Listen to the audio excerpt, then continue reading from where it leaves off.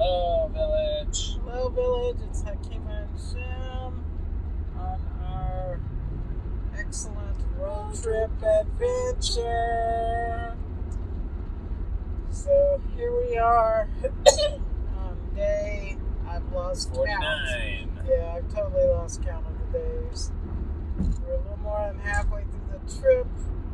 We're leaving Los Angeles, headed to Las Vegas. You can tell we're headed into desert and into the mountains. And the air quality is awful because of the wildfires. It's very, how would you describe the sky? Foggy. Okay, very foggy. So, good thing we got masks to wear. 191 miles to Las Vegas from where we are right now. Alright.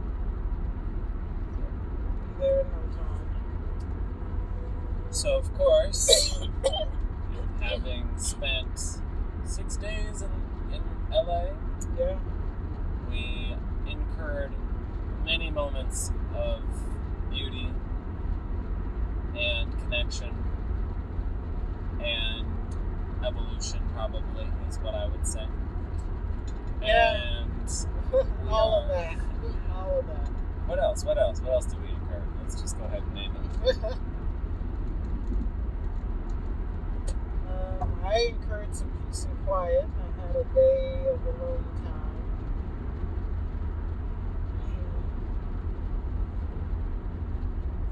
I incurred some love from connecting with friends. I incurred a day at the beach. Yeah. Some lovely memories. Some perspective. Definitely that. A lot of feelings for me, for sure. And some deep introspective conversation. Lots of that. Yes. I would say community as well. Yes. Formed some community for sure. It seems like that's been a theme for the entire trip. Yeah. It's just connecting and reconnecting with community. I mean, that was one of my intentions from the jump. So I've been very pleased about that. Yes.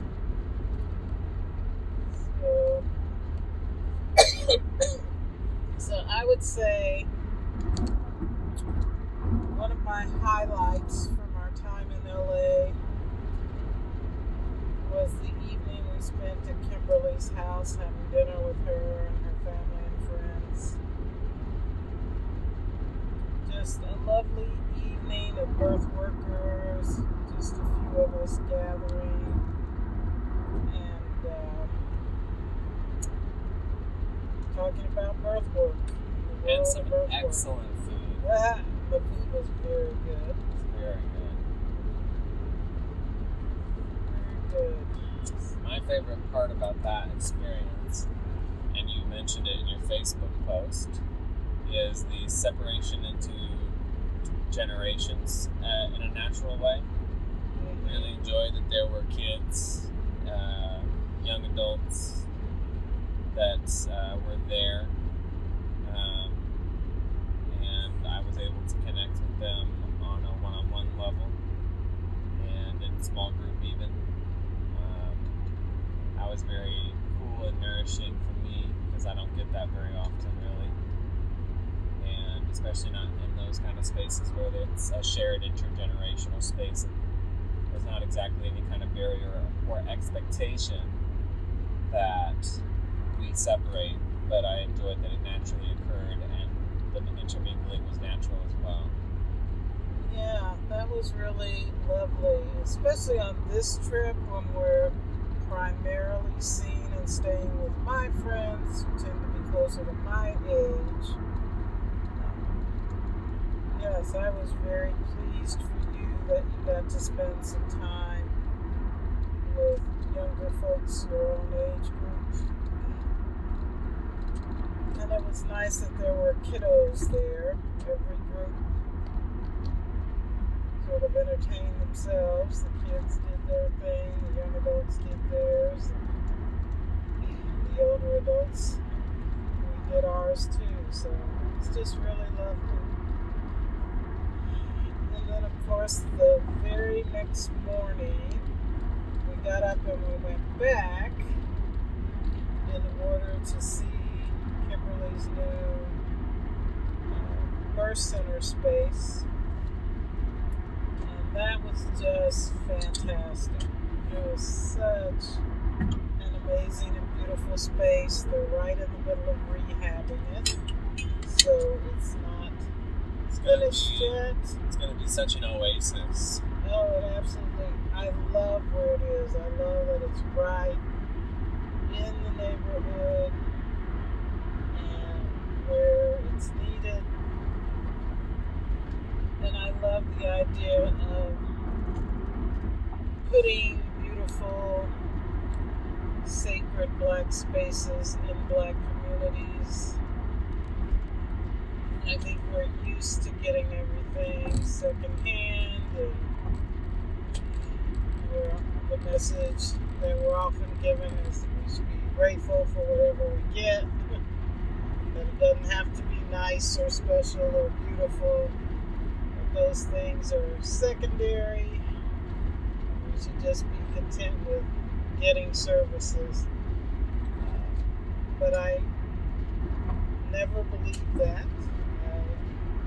I always understood the importance of beautiful surroundings and how that imparts value to the people who are experiencing those spaces. And just how it says something of how you are valued by the people who created those spaces for you. And so that's why it was so important to me that Uzazi Village be a beautiful space, and why I was so excited to see that Kimberly and her partner Allegra have created this really special space for community women to come, get their birth care, have their babies, do community meetings. They even had a space for student midwives, if they need to come and have a place to stay while they're there doing their studies and their clinicals. So I love the way they thought of every detail. And they had an outdoor patio space that will include a garden space. It was just lovely. Just lovely. What did you think of it, Shym? I don't have anything else to add. So that was a nice experience to see that space and spend the time there. I actually took the time to sort of anoint the space, to say my prayers, and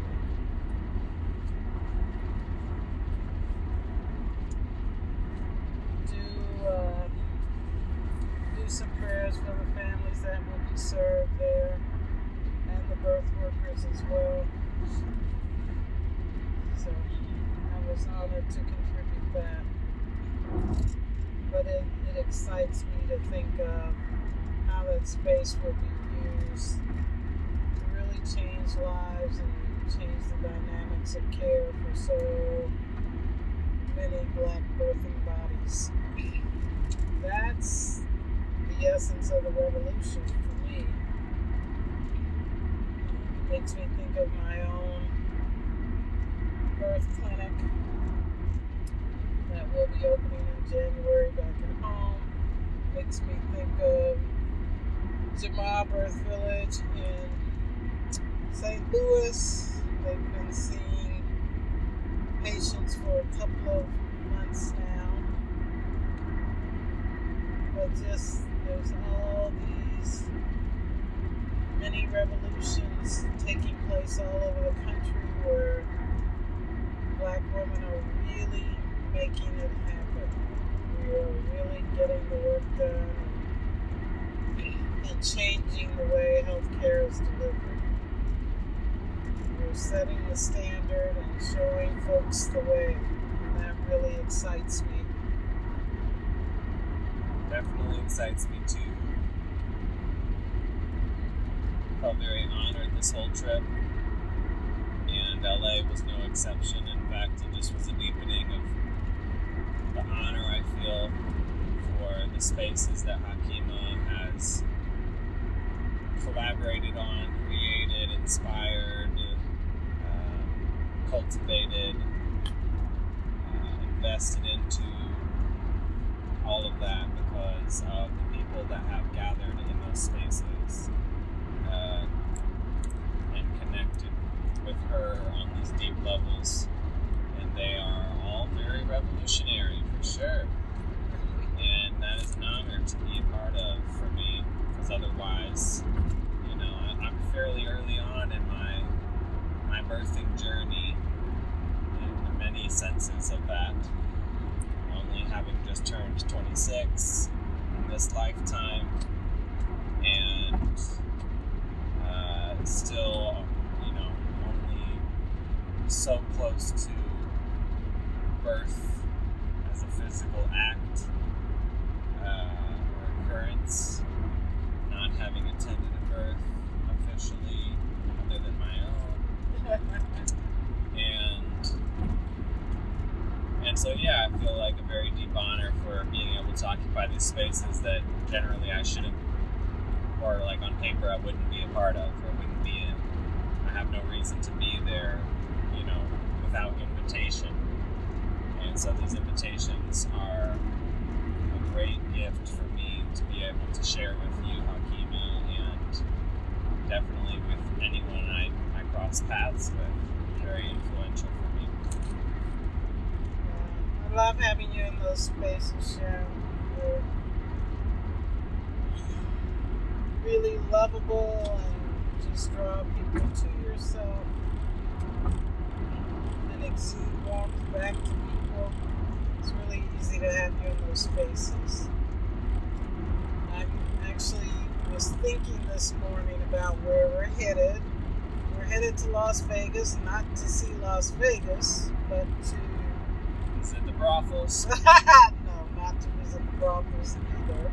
We're going to see Jolena, and this is kind of like a deja vu because Jolena and I did a road trip 3 years ago across the South.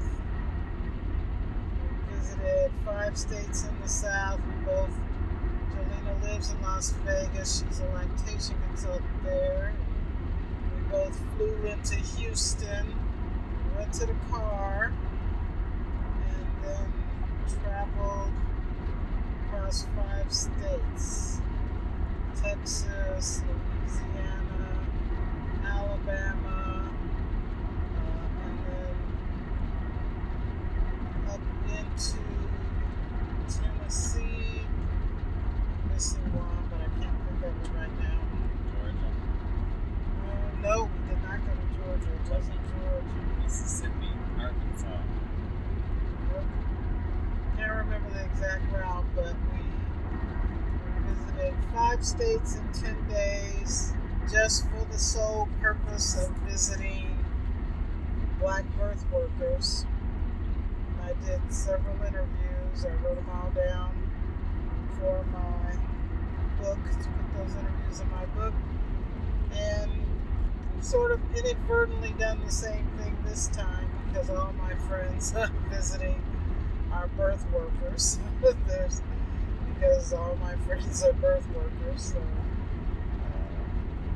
I'm not so much doing formal interviews like we did on that trip as just a as much as informal visits, but still really learning just as much and having experiences that are just as rich. I love,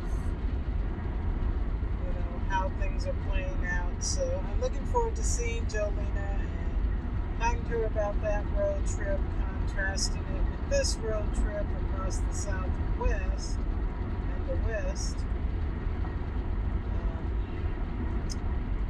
And just talking about our lessons learned from that trip and this trip. So shout out to Jolena. We're on our way to her. And from there we'll head out to Utah and then Colorado.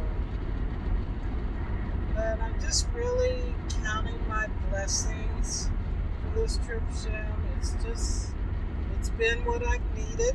I got to spend a day of solitude, I mentioned before, and a day at the beach, both of which were just purely restorative. But probably my favorite event of the trip overall was probably last night. Last night we hosted a friend, birth worker friend named Ashley, who came and had dinner with us at our Airbnb and just really had the best talk, the best visit. Been working through some issues, sort of talking about those issues with my therapist, and we just had a really insightful discussion, the three of us. We made homemade pizzas, drank wine, listened to good music, and it was Shym's first time meeting Ashley, and they hit it off really well, like I knew they would. And it was just the best visit. Really, really was. Fire conversation, fire pizza, all the above. Very, just easy and meant to be amongst even that, transformative kind of conversation that we're having that isn't easy in practice a lot of the time. But really nourishing, nurturing, validating. We sort of ended the evening with a group snuggle on the couch. That's always fun. But just the kind of evening that made me really value the comforts of friendship and how, as relationships build over time, we get to know one another at deeper and deeper levels and become more transparent with one another. Just how there's so much comfort and, like I said, validation in that. So, I'm really, really grateful for the friends in my life. They just truly don't disappoint. Truly. How would you say right now this trip and all it's contained is affecting your view of Kansas City and your life there? That's a good question. I spent so much of this trip navel gazing. This trip is as much about me and my own development as it is about getting a broader perspective of what's going on across the country in the birth world. Interestingly enough, I've been a part of several webinars or attended several webinars online that that have happened and will happen during the time of my vacation. And so that's giving me a broader view too, just sort of listening to other Black organizations and Black advocates around the country who are doing birth work. So it's been an interesting mixture of, my own introspective reflections on my own life, my own personal development, while at the same time I'm looking at the broader picture of birth work, where we are, where we're going in the realm of birth justice. And so when I think about Kansas City, it actually makes me feel eager to get back and just get back to work. That's how it's impacted me the most. I think, yes, other people are holding it down in their corner of the world. I need to get back to holding down my corner of the world. And there's so much going on and so much in the works and so much possibility. It all excites me. It's all good stuff. I think our capacity to do the work will grow as we need it to. And I just see more and more good things in our future and being entrusted with more and more work. And I'm ready for it. I'm ready to take it on. I think this trip has tested my courage and grown my courage. And that's definitely a necessary ingredient to the work that I'm trying to accomplish. How would you describe that work right now? That work is creating safe Black space for birthing Black bodies and community families. They just need a place to go that they can trust. Because of COVID-19, the stressors are just turned up exponentially. People are really feeling the stress, whether it's job loss or kids going to school from home or not being able to access the resources they need. Homelessness is going to skyrocket. I was just on Facebook today and saw that a midwife in Minnesota was saying, she needs to purchase a building or housing or something because she's just seen too many homeless pregnant women. And I have thought that forever. I have thought a million times that, Zazie needs to be in the housing business because there's just not enough housing. And if your housing is insecure, you just can't build security on top of a lack of stable housing. So there's ways in which I think the work should be branching out. There are opportunities that are just popping up that make sense to take advantage of. The funding is coming in. We're getting what we need. And my motto has always been, just do the next indicated thing. And often that's enough to get you ready for whatever opportunities are coming your way. So that's what I want to do. I want to get home, take care of the things that are already on our plate. There are several things around the edges of our plate that are probably going to be pushed to the center.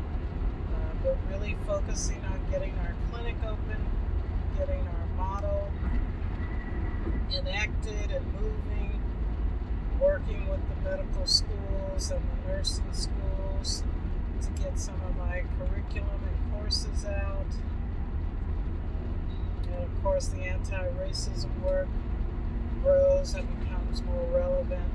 There's just no end. I just feel like this is my time for production, to be just getting the work done. There's resources and there's opportunity available, and that often doesn't happen that way, so now is the time to get some things done. So you've got the kitchen, you've got the ingredients, you've got the necessary tools. You got the recipe. Now you're just mixing and baking and going to town on creating. Is that right? Just doing the work, and then the proof's going to be in the pudding. The proof will be in the pudding. In the banana pudding. Because, I've been saying, give my ideas a shot. I think this will work. And the world, the universe has taken me at my word. I'm getting my shot. It's time for me to shoot my fucking shot.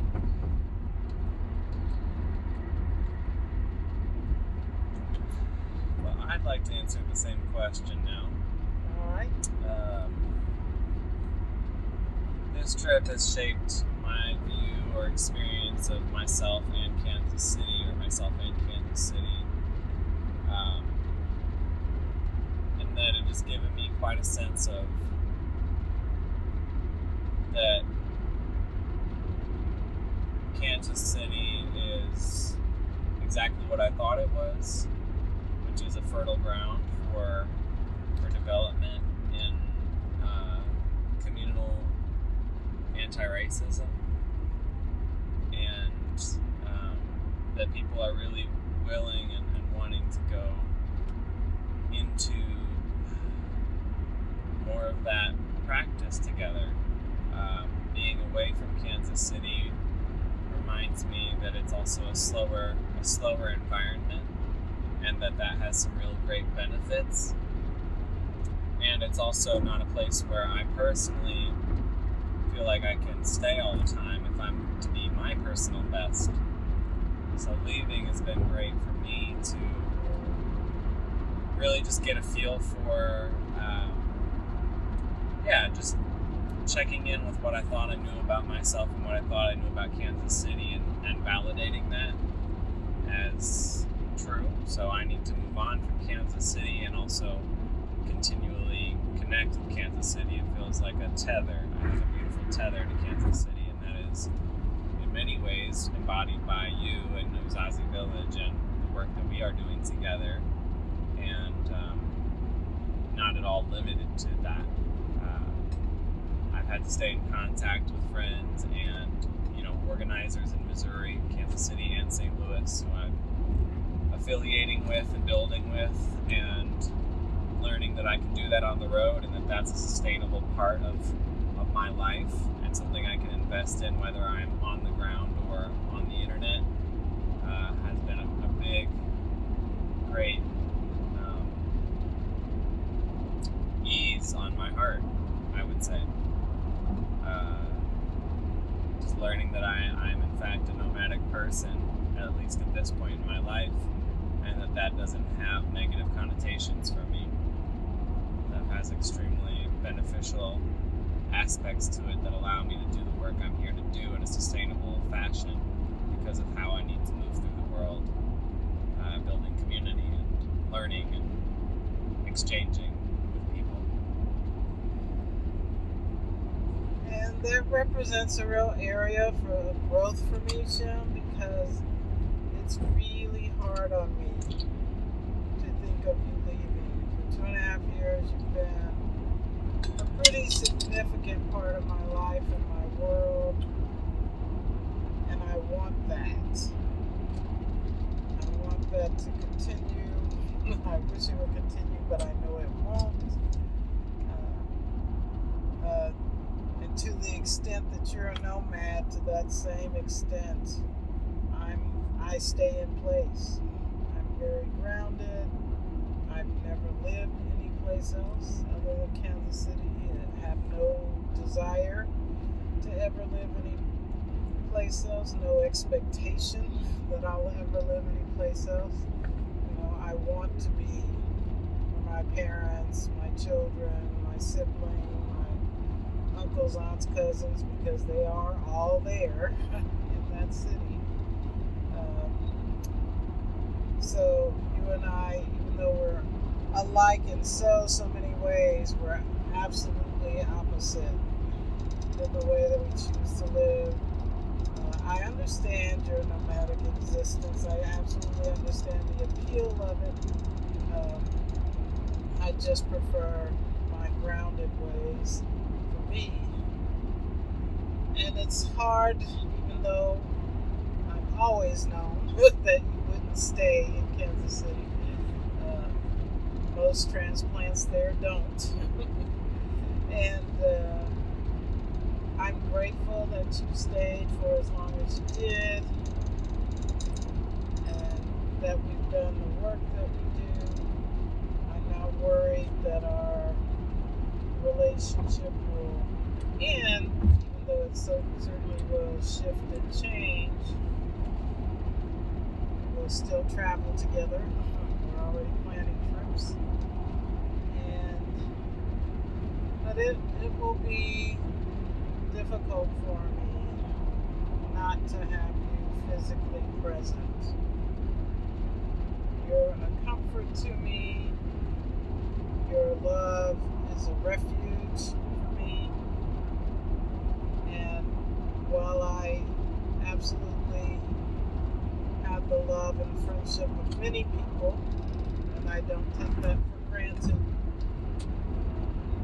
I will miss you terribly.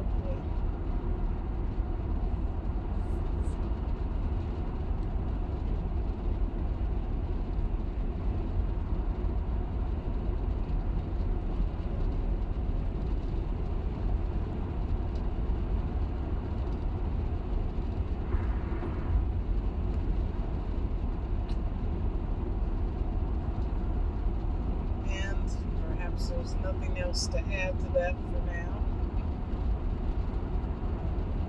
Just looking forward to continuing this trip. There are many lessons behind us, many lessons lay ahead, and I'm just grateful. Grateful for these experiences, grateful for this amazing, beautiful landscape. We're surrounded by mountains on all sides. Grateful for the opportunity to be doing this. Grateful for the work and the people that are waiting for me at home. And grateful to have Shym by my side in this journey. Same. I'm very excited for what we are doing together and where we are going, and how this trip has been an omen of that journey. And along the way, we have picked up a bunch of exciting things to add to our tool chest. And I think we share a lot of that. So it's exciting to know that our relationship has got lots of exciting tools to be explored in what we're building individually and together. And beyond that, I definitely would say maybe a parting thought for me is we've talked a lot about death. And I mean, I always talk about death. I love death just as much as I love birth. Maybe more, though. I like death quite a bit. And I really value these kinds of trips and experiences because they remind me of how short life can be, and just how long it can feel when you really are present to it. And it allows me to receive you and your value, and just like receiving every experience along the way with the value it brings, instead of trying to hold on to it or create a narrative that serves what I think I should be doing with my life. And listen, so I've appreciated that kind of conversation that we've had out loud and subconsciously with each other and with the world that we're traveling through, and our political identities as white and black and gender non-conforming and cis and age have experienced quite a bit of education as well along the way that has shaped our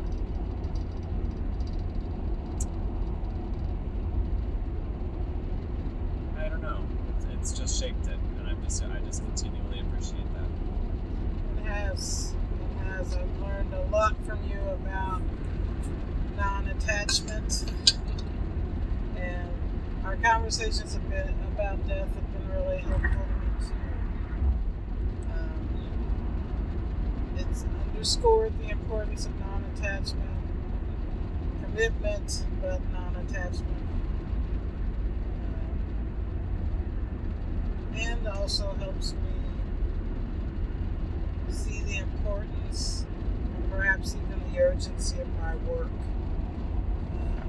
That I need to do what must be done while there's time and opportunity to do it. And just be grateful that my life can be used in this way.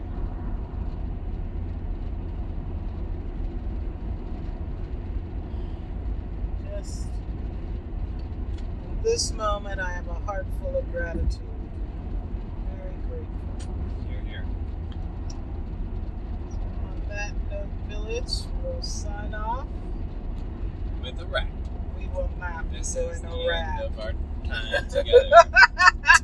Still not doing a wrap. Why are we doing this?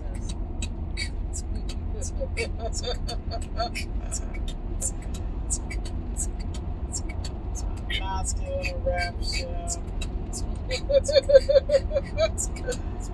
This is crazy. I'm not a rapper. You're trying to make me do things I'm not good at. It's the very thing I don't want to do.